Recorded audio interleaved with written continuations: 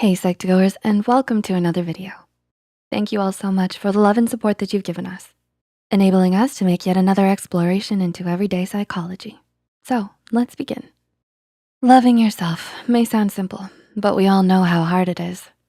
Sometimes it can be a roller coaster ride between being happy with yourself and wishing you could change.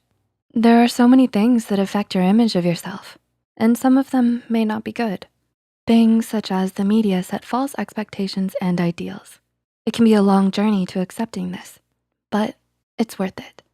We made this video to remind you that you should never give up on loving yourself because you deserve it and you're worth it. So here are 12 things that do not determine your self-worth. Number 1, your achievements.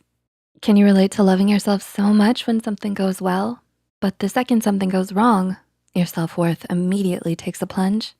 Whether it's your grades, your job, or a sport, it's easy to base your self-worth on what you accomplish. But how much you're worth does not depend on your achievements, especially when it comes to competitions. You can't control your competitors, so you don't need to blame yourself when things don't go your way. You are more than just a bullet point list of all of your accomplishments. You're a complex person with a personality, hobbies, and so much more than your achievements. And it all makes you worth it. Number 2, your income and job. Are you second guessing your career? Do you often think of switching your job? While your job plays a big part in your lifestyle, it does not determine your worth. People who have less money aren't lesser than others, like society and the media sometimes portrays. Your job and income are sometimes the result of your situation. There are so many factors that influence them, like location, the economy, and competition. So they aren't really a reflection of who you are. Number 3, your childhood. Do you avoid thinking about your childhood? Do the memories make you uncomfortable? Your childhood may shape a lot of things about you, but it does not determine your worth. It's a phase well on its way out, and you mustn't let it overwhelm you. Your rough childhood does not define who you are. After all, you have no control over who your parents are, and you're not responsible for their choices. It may take some time to accept this, but your past does not define you. Number 4, your level of education. Much like your income, your level of education is also the result of so many factors. One of the biggest factors when it comes to deciding whether to go to college and where is how much money your family has. You can't change how much money your family has or the location of the schools you wanna go to. Therefore, you don't need to feel bad if you don't have a higher level of education. It doesn't mean you're less intelligent or worth less than those who do. Number 5, how other people view and treat you. Do you constantly stress about how others see you? Are you constantly trying to live up to their standards? Other people have no way of knowing who you truly are. While family and friends may have a good idea of it, only you fully know yourself. Knowing this, your self-worth isn't based upon others' limited and sometimes biased opinions of you. You cannot control what other people think, nor how they act. Similarly, don't base your value upon something completely up to others. Trying to please others will ultimately lead you to being miserable. So try not to stress yourself out with other people's opinions, even if it is difficult. Number 6, other people's achievements. Do you compare your achievements to other people's? It's okay because everyone does that occasionally. It's so easy to look at what you've done and compare it to someone else's achievements, especially when the internet gives you access to everyone's amazing lives. It may be hard to internalize, but what other people do doesn't define you. You can't control others, so the only thing you can do is try your best. Regardless of the result, trying your best is enough.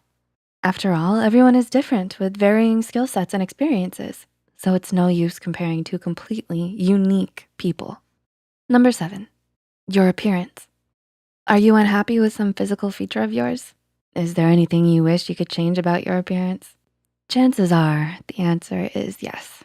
Almost everyone wants what someone else has, which is the sad truth, especially living in today's society. It can be so easy to compare yourself to other people and all the gorgeous models on TV, but try to remember that what you look like doesn't determine how much you're worth.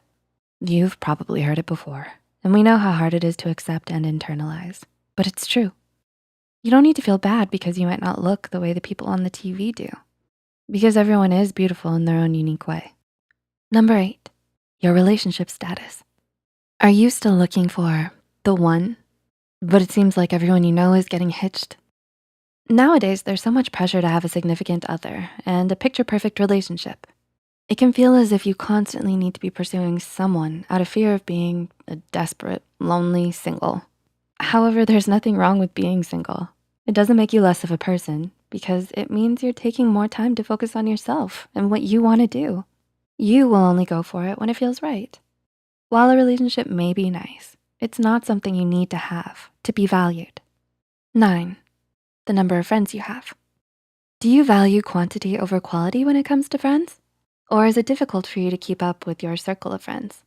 Having more friends doesn't measure what kind of person you are.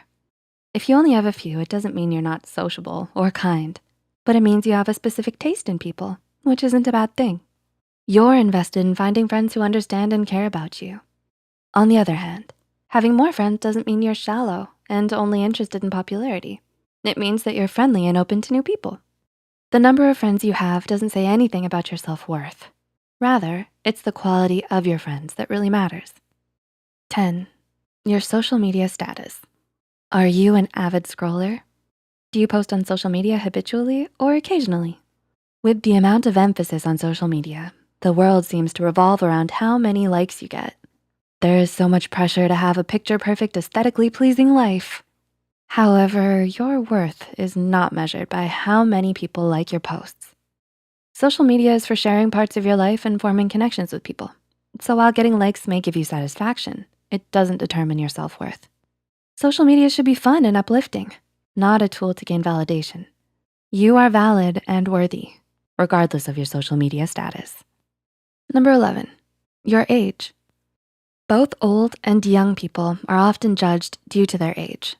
People may think all young people are reckless and selfish, while all older people have their whole lives figured out. But your age doesn't control your personality, hobbies, likes, dislikes, and so much more. It's not a reflection of who you are, so it doesn't determine your worth. After all, age ain't nothing but a number, right?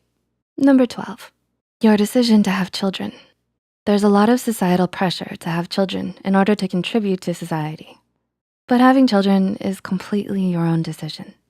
Not having children doesn't make you less worthy than others who do, because it's a major decision that affects you most of all. So it should be up to you. Remember, your decision is valid and valued either way. In the end, you're the only one who determines your self-worth. Cliché, but it's true. Not anyone or anything else, whether it be money, family, or friends. It may be hard, but just try to remember that you are more than any single aspect. We hope we were able to give you insight into some of the things that you shouldn't base your worth on. Do you use any of these things to measure your self-worth? If so, that's okay. We've all been there before, and we're here for you. Leave a comment down below and share any experiences and thoughts you have as well. If you find this video helpful, be sure to hit the like button and share it with those out there still struggling with their self-worth. Don't forget to subscribe to Psych2Go and hit the notification bell for more new videos. Thanks for watching, and we'll see you soon.